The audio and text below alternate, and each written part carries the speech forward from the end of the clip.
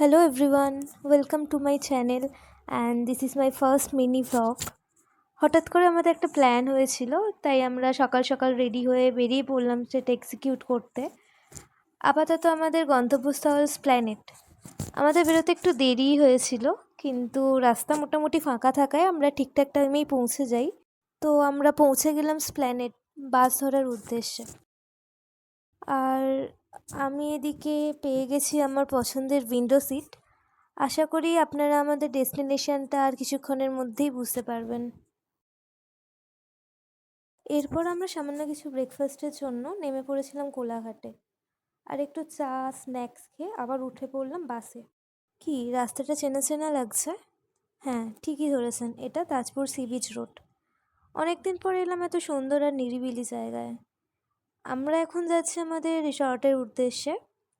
আমরা Balisai bus stand থেকে auto ধরেছিলাম, যেটা আমাদের একদম রিসর্টের সামনেই নামিয়েছিল। আর এই হলো আমাদের রিসর্ট। আমরা এখানেই আজকে দিনটা স্টে করব। কিছুক্ষণ সময় পুলে কাটিয়ে লাঞ্চ সেরে আমরা বেরিয়ে পড়েছিলাম মোহনার দিকে। আর এবার কিছু কথা আমাদের রিসর্ট নিয়ে বলি। রিসর্টের নাম বেবি রিসর্ট। আর এই রিসর্টের সার্ভিস অ্যান্ড হসপিটালিটি খুবই খারাপ ছিল। কোথাও কোনো রিসর্ট না পাওয়ায় এক প্রকার বাধ্য হয়ে আমরা রিসর্টটা বুক করেছি। আর এই যে আমার হাজব্যান্ড, ওনার শুরু হয়ে গেছে স্টাইল দেখানো। এত রোদে আমার এত কষ্ট হচ্ছিল, কিন্তু ওর কোনো কষ্টই হয়নি। দুজনে গল্প করতে করতে চলে এলাম মোহনায়।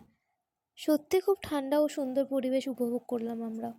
তারপর হালকা কিছু খাওয়া দাওয়া আর কেনাকাটা করে মাছ ধরা দেখে একটু জলে পা ভিজিয়ে ফিরলাম রিসর্টের উদ্দেশ্যে। এবার আমাদের বাড়ি ফেরার পালা।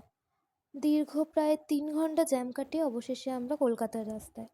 কিছু কারণবশত অনেক ক্লিপ আমরা নিতে পারিনি, তাও এটা নিলাম শুধুমাত্র ব্লগটা কন্টিনিউ করার জন্য।